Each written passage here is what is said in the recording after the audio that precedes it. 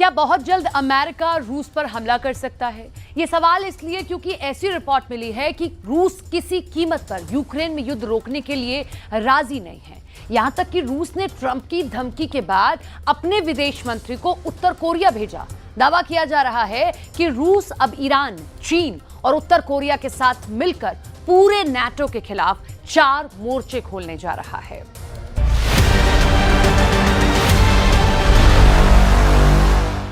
Ура!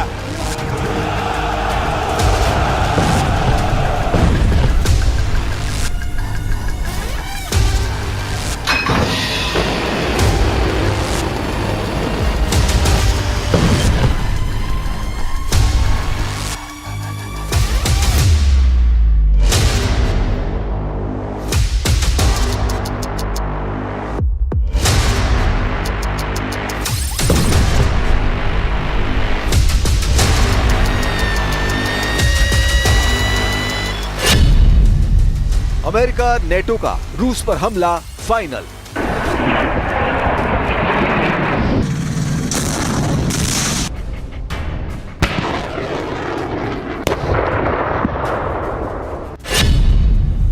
जिस तीसरे विश्व युद्ध से बचने की पूरी दुनिया ने कोशिश की, वो तीसरा विश्व युद्ध रूस यूक्रेन जंग से शुरू हो चुका है।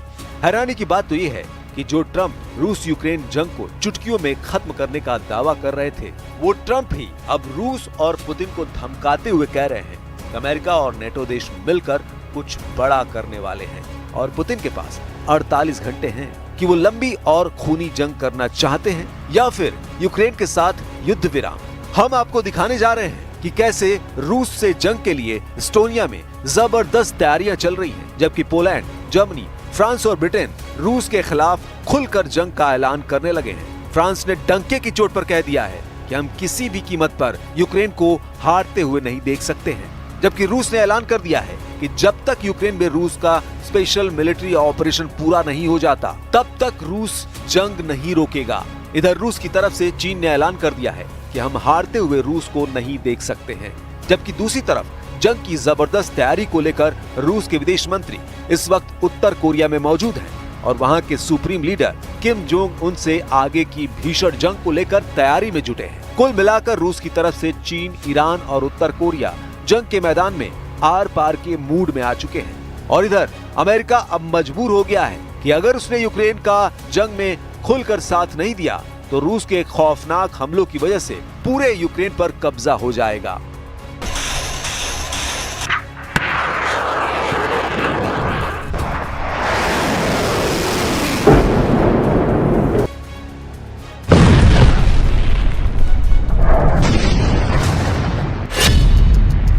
और 48 घंटे में तीसरा विश्व युद्ध, जंग के बने 2 मोर्चे।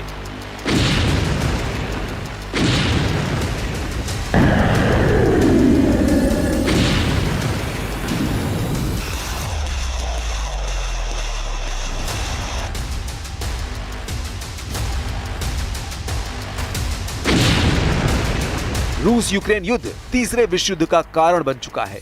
अमेरिका ने घातक हथियार, मिसाइलें, ड्रोन और एयर डिफेंस सिस्टम यूक्रेन को देना शुरू कर दिया है। अब अमेरिका और रूस की आमने सामने की जंग तय हो चुकी है।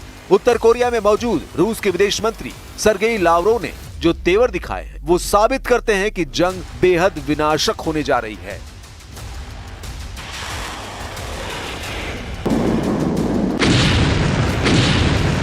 Зримое подтверждение в прямом практическом смысле ваших слов в Курской области, о чем вы упомянули, где героические военнослужащие, бойцы Корейской народной армии вместе с российскими бойцами ценой крови и даже жизни приблизили освобождение Курской области от украинских нацистов.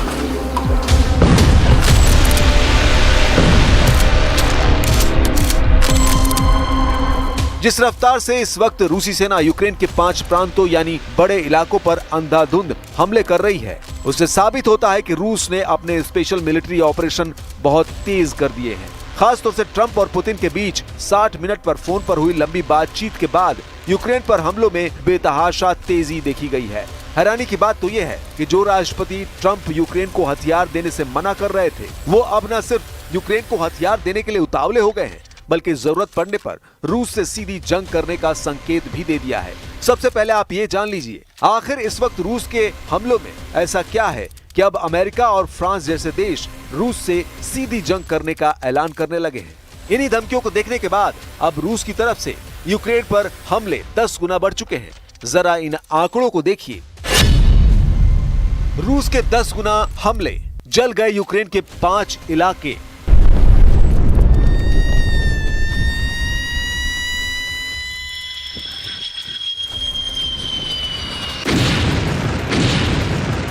पिछले 36 घंटों से रूसी हमलों ने यूक्रेन की राजधानी कीव में कोहराम मचा दिया है।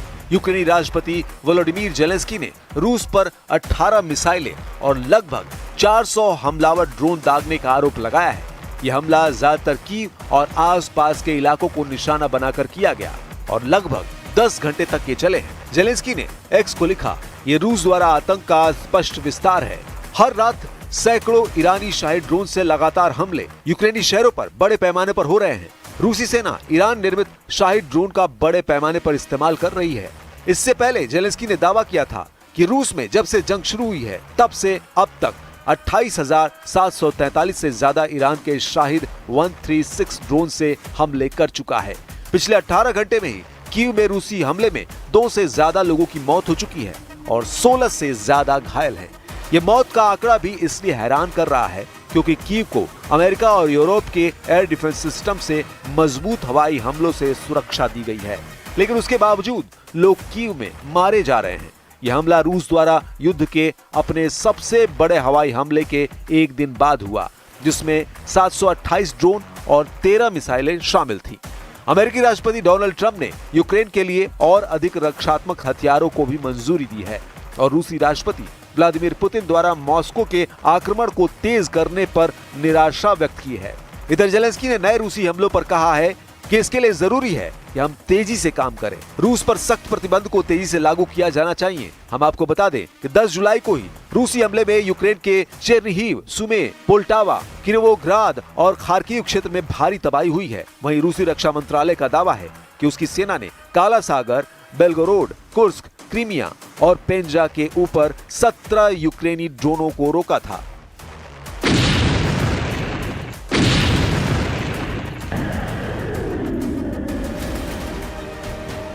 रूस पिछले 10 दिनों से यूक्रेन पर बहुत तेज रफ्तार हमले कर रहा है। दावों के मुताबिक रूस इस वक्त ईरान निर्मित शाहिद 136 ड्रोन, इस्कंदर M मिसाइलों, सुखोई सीरीज के लड़ाकू विमानों, TU सीरीज के बमवर्षकों से बेहद सटीक हमले यूक्रेन पर कर रहा है। यूक्रेन का दावा है कि रूस ने नए इलाकों को इसलिए निशाना बनाना शुरू कर दिया है ताकि यूक्रेन की अग्रिम सुरक्षा पंक्ति को तोड़ा और भटकाया जा सके। कुछ खबरों में दावा किया गया है कि पुतिन के आदेश पर रूसी सेना की छोटी छोटी टीमों को यूक्रेन पर हमला करने के लिए भेजा गया है। 4 और 2 पहियों वाली बाइकों से रूसी सेना यूक्रेन के नए इलाकों में तेजी से हमले कर रही है, जिसकी वजह से यूक्रेन के सामने समस्या ये हो गई है कि रूसी सैनिकों की छोटी हमलावर टीमों को मारने में बहुत ज्यादा हथियार और सैनिकों की जरूरत पड़ रही है। रूस की इसी खूनी रणनीति को देखते हुए अमेरिका और फ्रांस ही रूस से सीधी जंग की तैयारी में जुट चुके हैं और इसीलिए अमेरिका ने ऐलान कर दिया है कि हमने यूक्रेन को हथियार सप्लाई शुरू कर दिया है, जिसे रोका गया था। जरा अमेरिका से आई इस खबर को देखिए।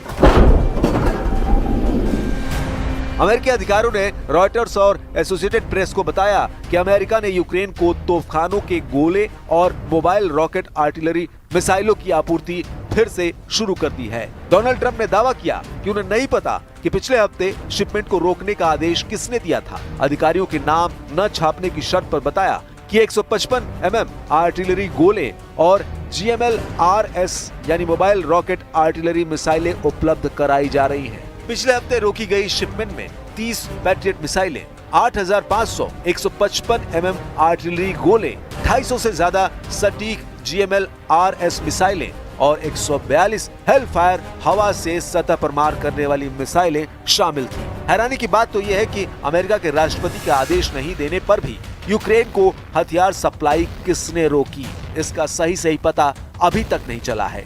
फिलहाल यूक्रेन को हथियार सप्लाई शुरू हो गई है। राष्ट्रपति पुतिन जैसे सख्त जुनूनी नेता ने यूक्रेन में अब तक 4 प्रांतों पर अपना कंट्रोल कर लिया है, जबकि एक प्रांत पर कंट्रोल करने के करीब है। ताजा आंकड़ों के मुताबिक रूसी सेना 27% यूक्रेन का इलाका जीत चुकी है, जिसमें यूक्रेन का वो इलाका भी है जिसे यूक्रेन का सफेद सोना कहा जाता है। ताजा जानकारी के मुताबिक इस वक्त रूस की इस्कंदर M मिसाइलों ने यूक्रेन के चीथड़े उड़ाकर रख दिए हैं, जबकि राष्ट्रपति जेलेंस्की रूस से आखिरी जंग करने के लिए नेटो देशों से आखिरी जोर लगाने की गुहार लगा चुके हैं। हेग में नेटो समिट के दौरान जेलेंस्की और ट्रंप के बीच 50 मिनट की मीटिंग हुई थी, जबकि नेटो के 32 देशों ने मीटिंग में रूस से अगले 10 साल तक जंग का प्लान बनाया है। नेटो की इस तैयारी ने रूस को परमाणु युद्ध के लिए मजबूर करना शुरू कर दिया है। रूस के विदेश मंत्री सर्गेई लावरोव ने एटम बम से तीसरे विश्व युद्ध को लेकर जो प्रलयकारी चेतावनी दी है, जरा उसे भी जान लीजिए। रूसी विदेश मंत्री सर्गेई लावरोव ने एक चेतावनी जारी की है कि परमाणु प्रलय घड़ी आधी रात के करीब आ रही है और तीसरे विश्व युद्ध की आम चर्चा हो रही है। लावरोव ने दावा किया कि रूस ऐसी परमाणु तबाही से बचने के लिए काम कर रहा है और राष्ट्रपति डोनाल्ड ट्रंप की सामान्य बुद्धि की इसलिए प्रशंसा कर रहा है ताकि अमेरिका और नेटो परमाणु तबाही से बच सके। रूस की सरकारी तास समाचार एजेंसी के अनुसार तुर्कमेनिस्तान के विदेश मंत्रालय में एक भाषण में लावरोव ने कहा, वैश्विक सुरक्षा शायद आज सबसे महत्वपूर्ण मुद्दा है, खासकर जब कुख्यात परमाणु प्रलय घड़ी आधी रात की ओर बढ़ रही है। ऐसी स्थिति को रोकना आवश्यक है और हम तबाही को रोकने के प्रयासों में सक्रिय रूप से लगे हुए हैं। यानी विदेश मंत्री सर्गेई लावरोव ने रूस के दुश्मनों को स्पष्ट संदेश दे दिया है कि अगर रूस को घेरने और दबाने की कोशिश करोगे तो आधी रात में टिक टिक करने वाली परमाणु घड़ी दुनिया में विनाश ला सकती है। Это было бы колоссальной ошибкой со стороны тех, кого мы называем неонацистами на территории сегодняшней Украины. Может быть, было бы их последней ошибкой. Потому что в нашей ядерной доктрине, и здравый смысл, и практика наших действий всегда говорит о том, что мы всегда отвечаем на все угрозы, которые нам создают, зеркально. Мы отвечаем всегда и всегда зеркально. Поэтому ответ наш будет очень жестким и, скорее всего, катастрофическим и для неонацистского режима, а, к сожалению, для самой Украины. Надеюсь, что до этого никогда не дойдет. हम पिछले लगभग 4 सालों से देख रहे हैं कि रूस अपने दम पर यूक्रेन समेत नेटो के 32 देशों से जंग कर रहा है, लेकिन हैरानी की बात तो यह है कि अमेरिका यूक्रेन को जंग नहीं जिता पा रहा है। सबसे बड़ी बात तो यह है कि फ्रांस, जर्मनी, ब्रिटेन और अमेरिका की तरफ से यूक्रेन को मिले अरबों डॉलर के हथियार रूस के हमलों के सामने नाकाम हो गए हैं। ऐसे हालात में जर्मनी और ब्रिटेन 2 ऐसे देश हैं जो रूस को हर हाल में जंग हराने पर आमादा हैं। द हेग में हुई नेटो समिट में भी ऐलान किया गया कि रूस को हराने के लिए नेटो के सभी 32 देश मिलकर 5% ज्यादा पैसा रक्षा बजट पर खर्च करेंगे और अगले 10 सालों में रूस को तबाह कर देंगे। द हेग में हुई नेटो समिट में जैसे ही ये फैसला हुआ, उसके 24 घंटे के बाद जर्मनी में नेटो के लड़ाकू विमानों पर ऐसा हमला हुआ जिसके बारे में दावा किया गया कि इस हमले के बाद तीसरा विश्व युद्ध भड़क सकता है। जरा इन तस्वीरों को देखिए और पूरी खबर को फिर से समझिए। क्या रूस ने जर्मनी के अंदर नेटो वाहनों को नष्ट कर दिया? क्या मॉस्को ने यूक्रेन की रणनीति अपना ली है? क्या रूस की KGB ने जर्मनी में नेटो के हथियारों पर हमला किया? खबर है कि दावों के मुताबिक रूस ने नेटो पर हमले तेज कर दिए हैं। दावा किया जा रहा है कि जर्मनी के एरफर्ट में जर्मन सैन्य वाहनों को आग के हवाले किया गया। खबर के मुताबिक 26 जून 2025 को यूक्रेन की मदद के लिए रखे गए कई राइन मेटल ट्रकों को आग के हवाले कर दिया गया। इस हमले के पीछे रूस की KG का हाथ माना गया। आग लगने से सभी सैन्य ट्रक जलकर राख हो गए। एरफर्ट में लगी आग ने कम से कम 3 सैन्य रसद ट्रकों को नष्ट कर दिया। स्थानीय मीडिया और रक्षा विश्लेषकों का मानना है कि जर्मनी पर यह एक तरह से रूस का पहला हमला था, जो जंग की नई शुरुआत है। रूस ने उतारा टॉर्नेडो S, यूक्रेन का सर्वनाश तय। 41 महीने से रूस यूक्रेन जंग चल रही है। इस बीच रूस का क्रूर मिसाइल मिशन यूक्रेन की सुरक्षा पर भारी पड़ रहा है। एडवांस स्कैंडर एम मिसाइल अमेरिका निर्मित पैट्रियट प्रणाली को पूरी तरह से तबाह कर रही है, जबकि रूस tornado S rocket launcher smart हथियारों से यूक्रेनी ठिकानों पर हमला कर रहे हैं। यूक्रेनी वायु रक्षा ध्वस्त हो रही है और युद्ध का मैदान तेजी से बदल रहा है। जेलेंस्की ने अमेरिका से अधिक पैट्रियट मिसाइलें मांगी हैं ताकि रूस का मुकाबला किया जा सके। अब ऐसे हालात में यूक्रेन के दक्षिणी क्षेत्र खेरसोन में रूसी हवाई हमलों ने कोहराम मचा दिया है। खेरसोन के गवर्नर ओलेक्सांद्र प्रोकुडिन ने बताया है कि रूसी सैनिकों ने पूर्वी यूक्रेन के डोनेस्क क्षेत्र में शेवचेंको गांव पर नियंत्रण कब्जा कर लिया है, जो लिथियम भंडार के करीब है। रूसी रक्षा मंत्रालय के मुताबिक रूसी सैनिकों ने डोनेस्क में नोवोसेरहिवका की बस्ती पर भी कंट्रोल कर लिया है। हालांकि यूक्रेन के टॉप जनरल अलेक्सांद्र सिरस्की का दावा है यूक्रेन की सेना ने इस हफ्ते यूक्रेन के उत्तरी क्षेत्र सुमे इलाकों से रूसी सेना की बढ़त को रोक दिया है, लेकिन उसके बावजूद रूसी सेना तेजी से डिनिप्रोपेट्रोव्स्क इलाके की तरफ बढ़ रही है। ऐसे हालात में अगर रूस यूक्रेन के साथ जर्मनी, अमेरिका, फ्रांस और ब्रिटेन से भी जंग शुरू कर रहा है तो ये तीसरे विश्व युद्ध का साफ संकेत है।